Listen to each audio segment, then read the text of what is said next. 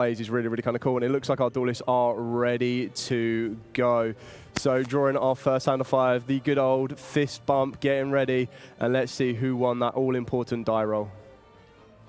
Yeah, I think this is pretty important. Both decks do benefit a lot from going first, especially so Thomas is playing Dracotail, but Dracotail with a heavier branded package. These cards are good, but they are better going first than they are going second. And it seems that Joshua has won the die roll and has activated on the power patrons. That's Genodo? Yeah, starting off with the Genodo. So you're going to want to be putting this in the scales. This can kind of set you up. So all of the power patrons feature within the previous kind of archetypes we've mentioned. So there is a Doomsy version of a power patron, and the Genodo is the Elfnote version, getting us direct access to the Regina, which is also another brand new card that came out in Blazing Dominion.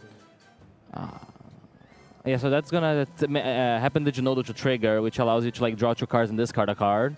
And the interesting thing is that all of the power patrons have an effect when they get put into the actual deck face up. Exactly that, and then just being able to do that gives you a bit more resource, and we're playing, like I said, a much more... It's only 4 cards for the Power Patron package itself, not including some of the spells, but that can lead you into a bit of resource here. And we can see that we're going to be discarding the Lucinia and then utilising the Regina as well in order to kind of get us a bit more resource. So we're starting to really build a field here. No interaction from Thomas as of yet, but that doesn't mean the game is over straight away, because it does seem that a lot of duelists are starting to move into a field breaker-esque kind of package to back up their system as well. And that's exactly what we're going to be looking at here. Yeah, it's really interesting. So what does this Elfnote deck usually going to try to end on? What's the objective that Josh was building towards?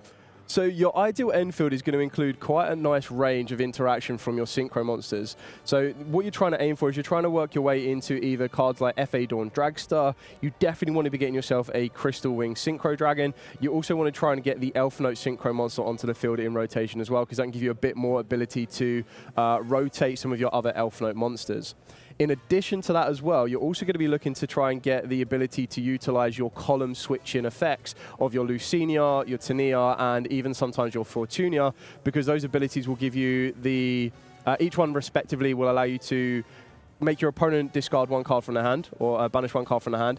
You've got the Lucinia, which will let you destroy one of your opponent's monsters that is level 6 or lower. And then you've got the Fortuna, which will allow you to destroy one of your opponent's face-up spell or traps. So each of those can be a disruption, respectively. Yeah, and another really cool thing about this deck is that it's getting a pretty big boost from the last time we've seen it with Fidralis Harmonia, right? So there's another interaction that Joshua has in his deck, and it doesn't affect him too much. He does play some fusion monsters, but the main strategy are the synchros.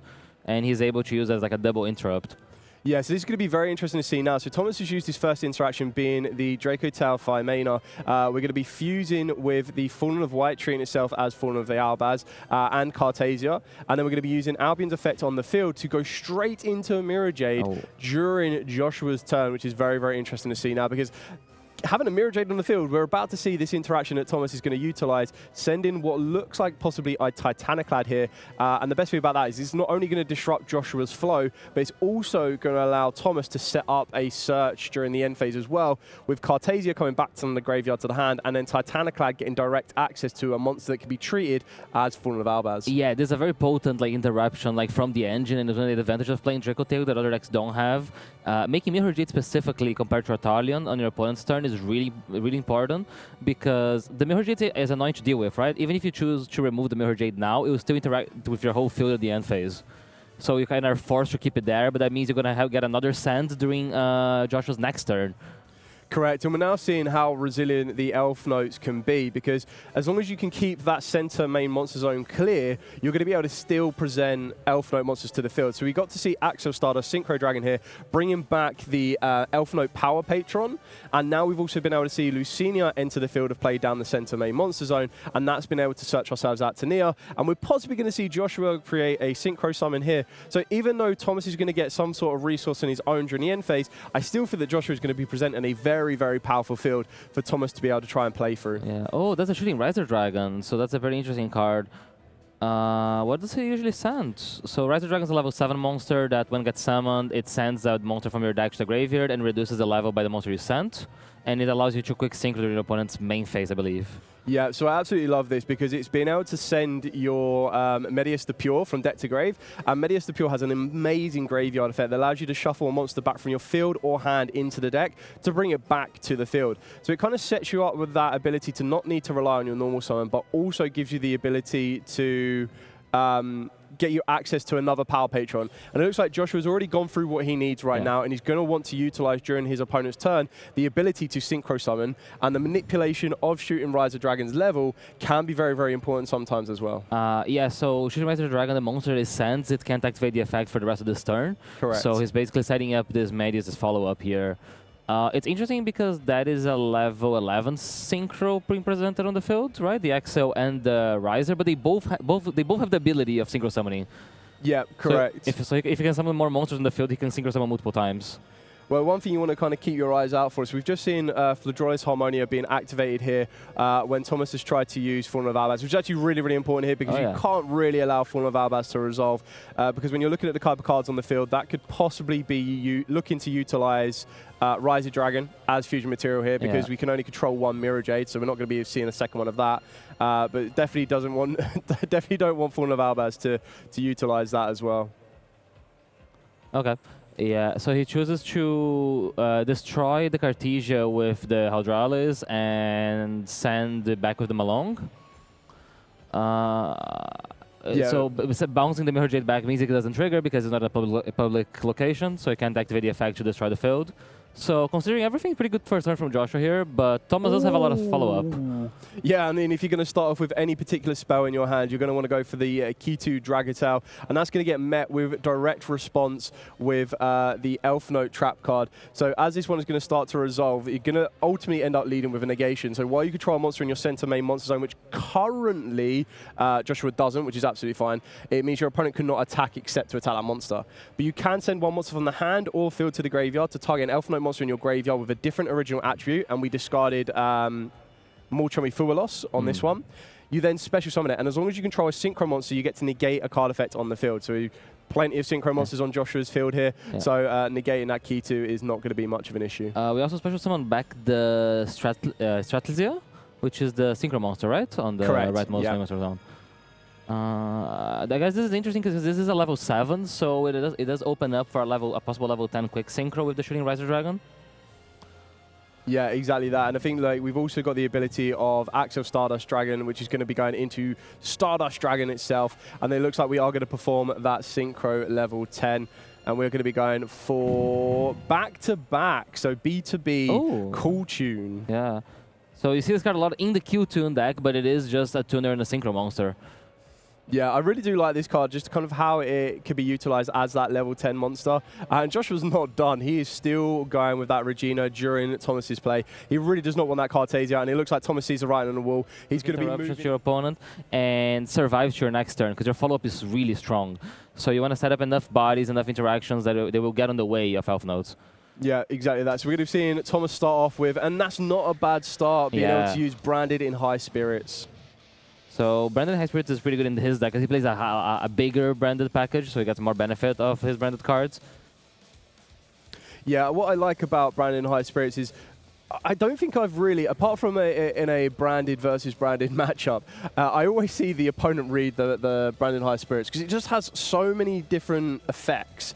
And just trying to understand like the whole reveal to what you're trying to gain. It kind of reminds me of Small World a little bit in its own branded way. Yeah, and like it's Small World, but imagine the card you banish actually has an effect because it's like the card you're sending from the extra deck. So you're seeing the Titanic Lad being sent here to add the Fallen of White, and now the Fallen of White will send an Albion. So by the start, Thomas already has like 2 cards that he's going to get in end phase, like a Summon and a Set.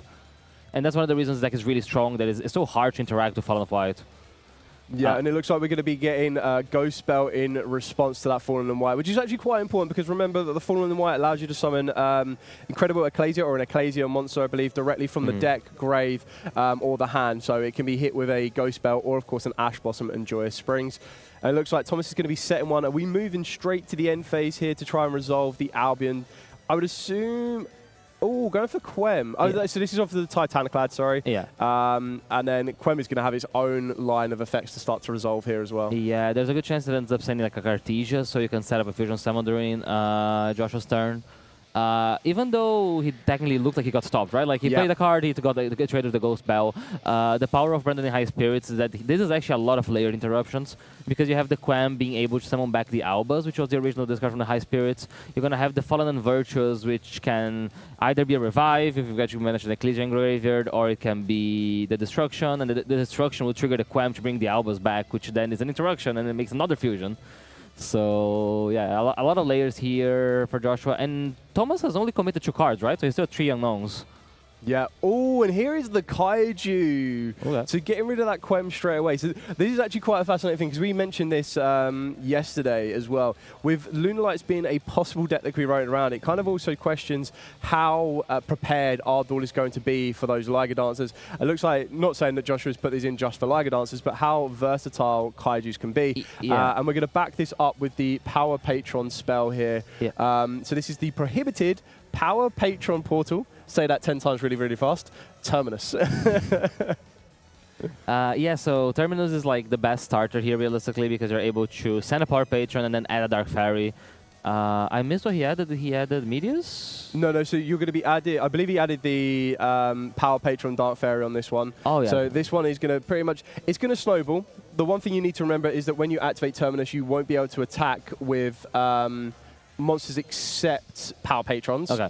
Which is quite important, so we'll see that later on as we play. But the idea of being able to get yourself straight into the Vidolium, the unstable Power Patron of Unity, is that's going to allow you to go, within reason, sometimes you can work your way into a Varudras, which can be quite useful, but I can't imagine we're going to be seeing a Varudras here from Joshua. Yeah, but the Fallen the Virtues here showing some benefit on being a heavier branded deck. Correct. So because the Fallen the Virtues got to send a Rindbrum to the graveyard, and this Rindbrum is threatening a Fallen of Albus fusion summon.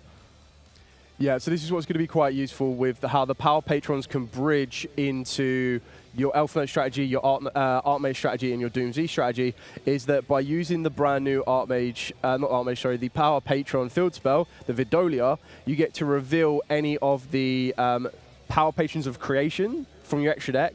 And in this scenario, we're going to be revealing the Elfnote Power Patron, the Gennaro, and this is the Power Patron Tuning, and it's going to get you direct access to the Elfnote Power Patron, the level 1, and then being able to combine that with some of your other monsters, you're going to be able to work your way into more synchro plays. Oh, that is a Mudora. I was going to say, is that one of the Shizu That is cards? one of the Shizu Tournament Classics. So it's a card that Joshua does have access. I assume a lot of times for shooting Riser Dragon. Yeah, well, Super Polymerization is going to be dealing with that one pretty fast. So it's really interesting here from Thomas that he chooses to fuse with the Elfnote Power Patron, because this way the Mudora is on the field. So if he wants to use the effect, he has to lose the body as well, because they can banish themselves from the field.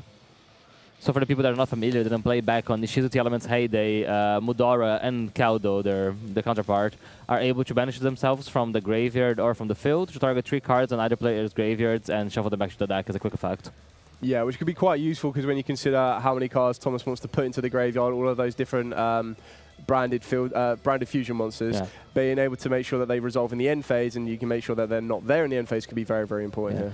And it's interesting it came in going second in this matchup. It's something that I would expect as part of this going first planning to Brandon. But we're going to see Fijolis Harmonia being revealed. Be interested, we're going to go for Malong or Pabi. So we'll go for the Malong on here. Okay. So the good thing is that Fijolis Harmonia is a tuner on the field, right? So it allows us to keep going here. Correct. Do we play any level 11s that can be made here? We play Psychic and Punisher. Ooh. And Psychic and Punisher could pay life to make himself unaffected. Yeah, I believe that is the only level 11. But it does put it would put the Mudora in graveyard. Correct, if you wanted to go that route. Although, are we going to the end phase here? Oh no. Oh no, he's shuffling back with the effect of the fusion, of the branded fusion, because he got destroyed. I mean, you are correct though. There's still that Rindbrum in that graveyard as well that could be a disruption here for Joshua. Yeah, but this Mudora is actually kind of checking the Rindbrum, right? Because whenever he chooses to use the Rindbrum, the Mudora is realistically going to end up trading with the Fallen of Albus. Yeah. So it does basically allow him to establish a second Punisher, which is a bit of a beater, but it's a beater and Thomas couldn't play last turn. So there's a chance he also doesn't have a play the turn after. Yeah, I think definitely with that Mudora, this is going to be quite a game changer here because, exactly like you said, trading off with the Rindbrum and the Albaz kind of takes away Thomas's final form of interaction here. Yeah. So it's... Yeah. Oh, okay, so he's choosing to use the Mudara here. Yeah, so the Rinbroom, the Cartesia, and it looks like Thomas is chaining the Rinbroom. Oh, right? So I think this is actually a pretty interesting play from Joshua. So realistically, the second Punisher is not affected right now by the effect of Fallen of Albus. So Correct. if he chose to summon Fallen of Albus and try to fuse, it would not resolve. So he would make Thomas use another card in his hand. However, he is able to summon Fallen of White and get a Cartesia, which now might backfire as he's able to get back into engine. Yeah, very, very good there. I mean, it's kind of allowed Thomas to still present the rule. It looks like Joshua is out of cards as well. Like, so we're just... I believe so, and we can't attack with Psychic and Punisher because it's not a Power Patron. Oh, that is true, right? And I assume it's only affected by opponent's activated effect, so this doesn't bypass the restriction on the Power Patron terminus. Correct. So yeah, that might be a problem here, because you might be allowing Thomas to just go back to his turn with an Ecclesia Synchro setup.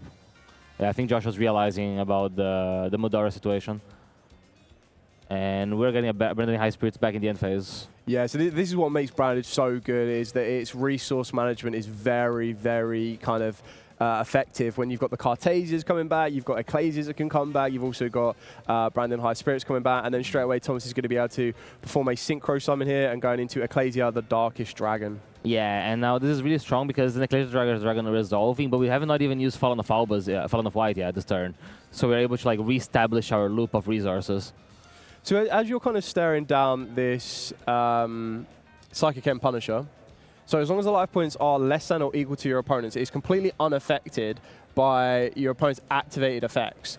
So apart from becoming stronger than 3,500, how are we looking to try and deal with this Power Patron here? So I think... not Power Patron, sorry, Psychic End Punisher. I think Thomas's easiest way of answering it is attacking with a smaller monster into it first. So for example, if you make a monster, you're attacking into Psychic End Punisher, you make your own life points lower, and then you can deal it with the main phase 2 by resolving like a Dracotail Arphalion. Yeah, that sounds like a pretty good approach on this one here. And that's exactly, well, not exactly what we're seeing to do, but we're going to be seeing the Rahu Dracotail. We're going to utilize the Arphalion to recycle some materials here again. And it looks like we're also going to try to use Quem to bring back the Cartesia. And this is where just kind of, like, the comparison to duel number 1, where Joshua had all of the resource, all of the advantage, we're now going to see this from Thomas's side as well. And it's starting to look more promising for Thomas now, going straight to the key to Dracotail. And obviously Sting. Sting could be quite useful, being able to disrupt Joshua's graveyard as well. Yeah, this is exactly what Dracotail wants to be, right? Like, it did a turn 1. Again, it might not have looked really impressive because he technically passed through a Ghost Bell on the Fallen of White. But because that Fallen of White generated like 3 cards, with the High Spirits coming back, the Trap, and the Quem, it costs Joshua resources. So as long as Joshua can't basically establish a game shot and Thomas can resolve 1 engine card on the Crackback, as we're seeing here with the Fallen of White converting into the Incredible Ecclesia, we basically got into Dracotail, and from here on, it's probably smooth sailing. Yeah, it does look like the resource is definitely in Thomas's favor here. So we're just going to kind of see what we've got. So we're going to be able to add back the Lucius from the graveyard to the hands. Yeah, that was the Urgula, right? Like the correct, yeah. And then we haven't even normal summoned yet, so we're going to normal summon down the Lucius. Going to grab ourselves a 5 mana, which is going to set us up with some form of... Either going to use it now, or we're probably going to save that for... during our opponent's turn as another disruption. Not that I don't think Thomas really needs it here. Yeah. Plenty of time left on the round as well, so we're just going to see where this one kind of plays out. Yeah, I don't know. Oh, he's Mirror Jade. Oh, he doesn't summon the Mirror Jade this game, right? So he has a possibility of attacking into the End Punisher and then fusion summoning the Mirror Jade, or if he comes into the battle phase with a Mirror Jade. Yeah. And then using the Mirror Jade in battle phase once their life points are lower to then out the Psychic End Punisher. Interesting. Well, he's definitely done exactly what you mentioned. So we've just used Lucius to attack the Psychic End Punisher. It looks like we're going to be taking 2,000 attacks worth of damage. We're just having a look at the Vinola, the field spell for the Power Patrons. Just checking if there's any attack manipulation here. Yes. So monsters your opponent control lose 100% for each banished card. So there should be 3 banished cards right now? 4. So there's 2 on Joshua's side and 2 on Thomas's side, from what I can see. So yeah, there's a bit more life points. Oh, but there's a super polymerization, yeah. So similar to what we discussed, right? It just fuse it away. Well, that's going to be your Mirror Jade there. Have we got enough? You can go Albion each Mirror Jade. Yeah. So we're looking at 3,000 from. I know because they still lose 100 for every banish, right? So yeah, and there's two more. Lose a bit more here. I don't know if it's game, but I don't think it matters too much. There we go. I think that's a pretty now. smart play. Some of the chaos there we go. The Albion. Very well played. Game number 3 of round number 1 of the UK Nationals 2026, and we're about to see which of these two duelists is going to be taking their first win of the tournament. Yeah, so I expect Joshua to be going first here, and he does start the Terminus. I will not try to say the whole name. And Terminus is pretty strong here. Let's see what if Thomas believes that should resolve. He does not. He does get matched with a Natural Blossom Joy Spring. Is there anything more for Joshua to follow this up on? It does look like... Ooh, starting off with Lucinia. Okay. Not bad. The only thing with this one is you do need to get... The one thing about the Elfnote is you need to clear off your center main monster zone. A little bit in comparison to Mech Knights as well. Mech Knights can kind of present any column as long as there are 2 cards in it. With Elfnotes, they can only kind of special summon themselves to the center main monster zone, so they're a little bit more specified in that kind of mechanic. Yeah. But getting access to the Regina is just what the most newest addition to the Elfnotes that really helped them out. So now basically the objective is can I get the Lucina out of the main monster zone so I can then special summon. Oh, I guess you can just send the Lucina to the Regina, right? Yeah, that's what we're gonna see here. It's access. So this is the most important thing for Josh and I. He needs to get access to that tuner, which is exactly what's going to be coming off of the Regina. Oh, and it looks like follows. Yeah. Yeah, so this follows is interesting. Do you know how Elfnotes can play through it? Like, how do you... Because we did see a lot of synchro summons coming from Joshua during game 1. Yeah, I think we can definitely see, well, we're seeing straight away with the Shooting Riser Dragon, giving Thomas 2 draws, which basically allows him to replace 2 of the cards he's already used, one of them being the Fuelos, and one of them being Ash Blossom and Joyous Springs. So we haven't given Thomas too much as of yet. We're sending the Medora, which we've already kind of highlighted is a massive interaction against Thomas right now. So the question is, how far does Joshua want to go? And with Elfnotes, because a lot of their cards want to summon from the hand, you can keep it a little bit more reserved and be a bit more controlled, which we're going to see with the Tania here, which I'm assuming will be summoned with the spell card. We can then swap the Tania around with a different Elfnote monster to set up the ability to try and take a card from Thomas's hand during his turn. And it looks like we're going to be starting off with the Fortuna here to get access to the trap card as well. To that Molchemi Fuelos so much, it looks like Joshua is probably setting up his ability to quick synchro during his opponent's turn, the trap card to negate, possibly Tania to destroy, to take a card from Thomas's hand. So it's still 3 forms of disruption that could be quite helpful here. Yeah, exactly. Yeah. I think the ability of Shooting Riser Dragon here is really key because it allows you to present a synchro summon your opponent's turn. So, for example, if a copy of Fallen on the Virtues doesn't have to be necessarily negated because you can still use the Shooting Riser Dragon to move it to synchro away, and you're still going to have a synchro monster for the Elfnote trap card. Correct. Although Super Polymerization might be a wrinkle. 2 light monsters. Oh, Darken a Spellcaster. Oh, yeah, it's a straight to a Sectarian Dragon. Wow. Oh, I didn't think about that, but Sectarian Dragon has some interaction in this matchup, right? Because it's like its ability to negate. Yeah, Spellcasters, correct? Spellcasters and Dragons. Spellcasters and Dragons? Right, Dracotail as well. Oh, that is a Dracotail power, right? Yeah. Like, there's so many powerful cards. Yes, there's a lot of cards at one, but there's a lot of them. So you still have a critical mass of them. And Rahu is going to be mad for Ash Blossom. I feel like it's one of those cards that always gets mad for Ash Blossom if you have one. Yeah, I mean, more times than not, they do follow up with either a Key2 or a Branded Fusion. We're about to see this from Thomas's hand. It does look like there's a card he's about to play into his Spell and Trap Zone. It's Key2 Dracotail. Key2 Dracotail, okay. So it's interesting because Joshua does have the trap card, but he doesn't have a synchro monster on the field, right? So he's not able to use the negation effect.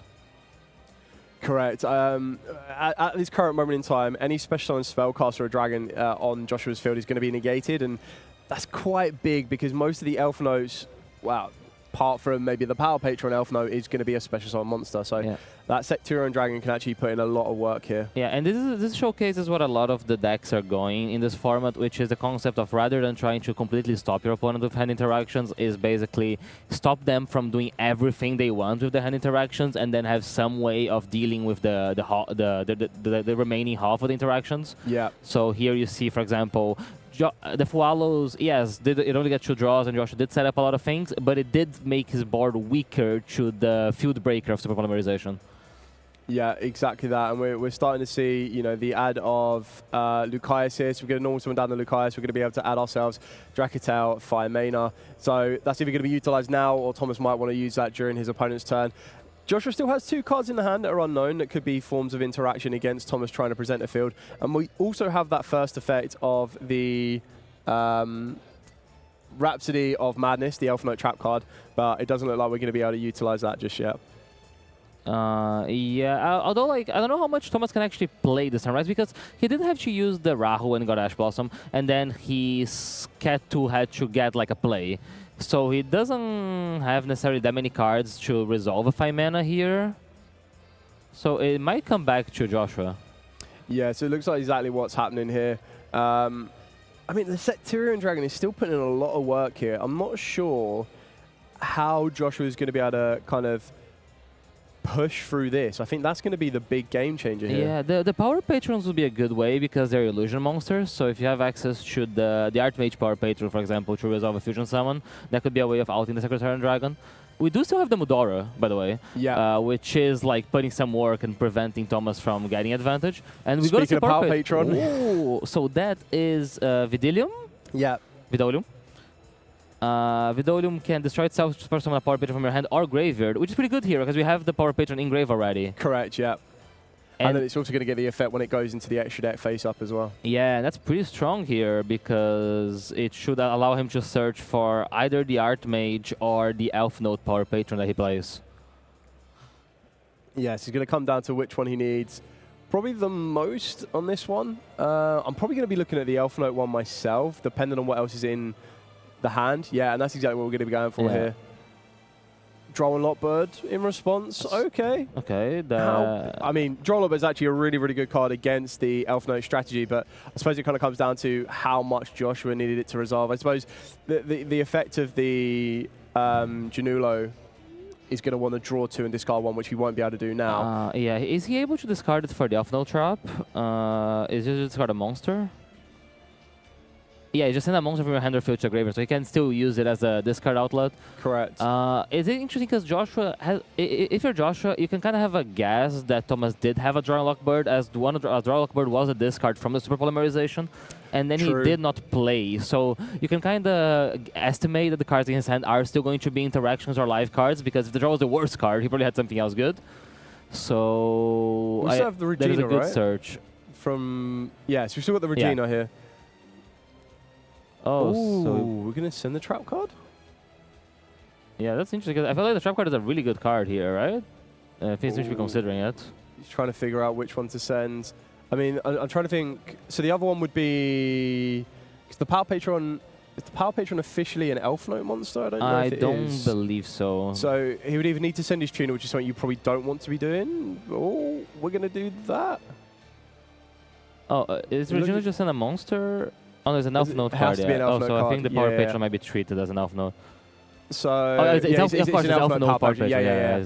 So I'm just trying to see here what we're trying to do, because obviously at the moment our Synchro monsters aren't...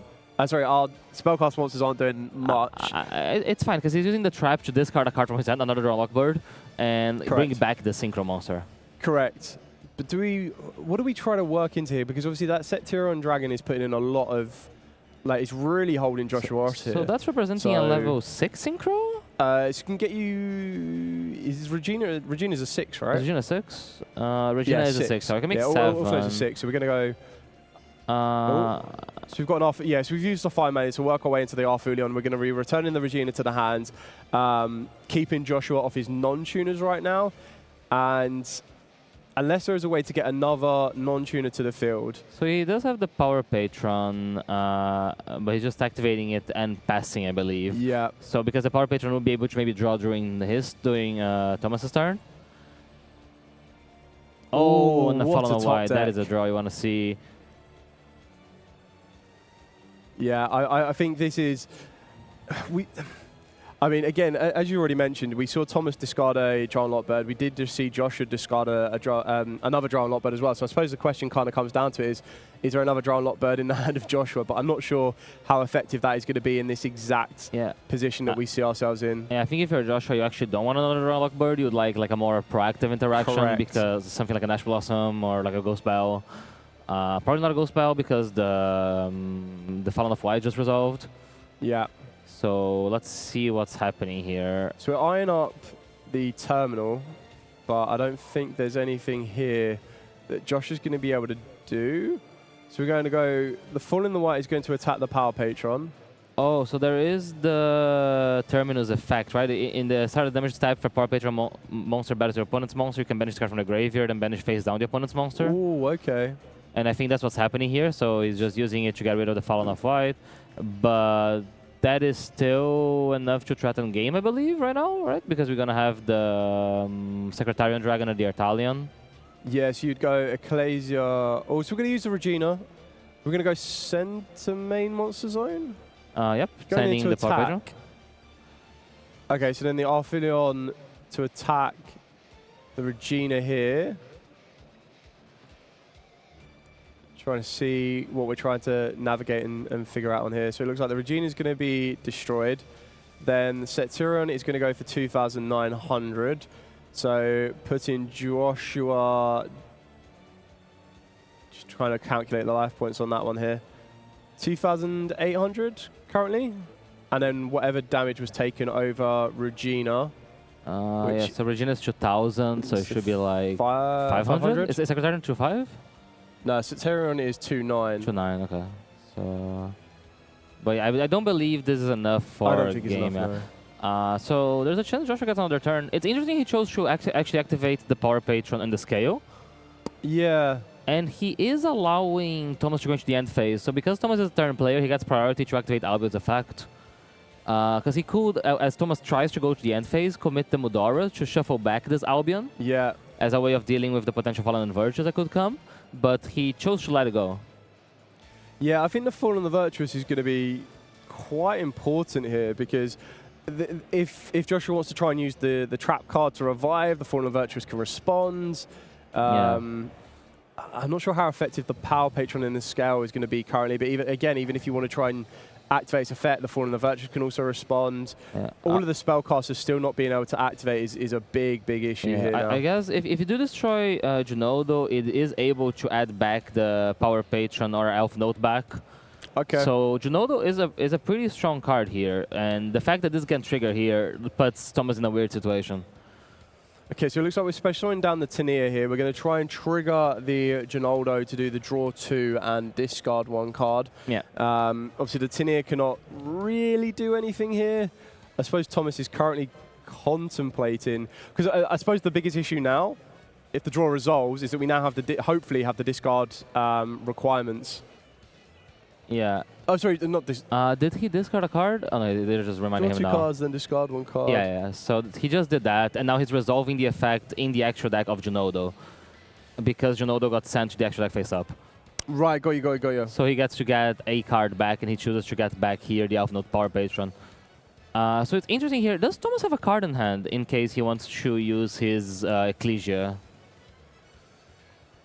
I do wonder if the last turn, the existence of the Terminus caught Thomas a bit off guard. Yeah, I think very rarely do you consider that graveyard effect of the Terminus, so that does make a big change on that one. It just allowed Joshua to kind of survive an extra attack, get rid of that Fallen and White as well. Yeah. So I think Thomas is just having a double check of the graveyard to see if there's anything more here, but. Because yeah, as far as I can see right now, the only interaction we really have is going to be the Fallen and Virtues, right? Yeah. Because I don't believe this Ecclesia has a card in hand to convert from the Albus. Correct. I think the other thing we've got to remember here as well is that the Fallen and Virtues, in this position now, Joshua has the ability to perform a Synchro Summon. Yeah. But then we've also got, that then kind of makes the Fallen and Virtues a lot weaker, because if Thomas was to respond here, to try and either stop Joshua having a tuner or a non-tuner to the field, we then have the trap card that could respond. So the hopes are that Joshua doesn't have an attribute in his hand that he can discard or a monster he can discard to get a Elfnote back from the grave.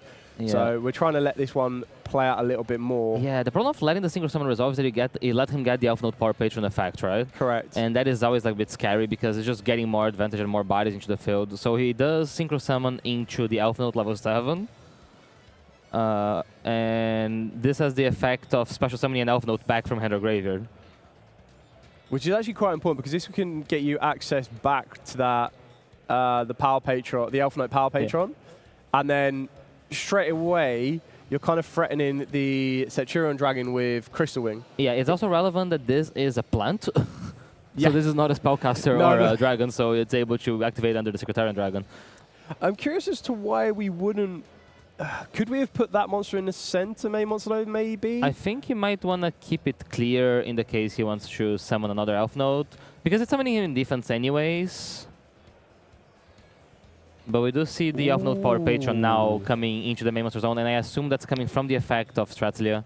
Yeah, I think we're I don't know if Joshua just declared the effect of the Elfnote Power Patron to try and synchro into a Synchro 10 here.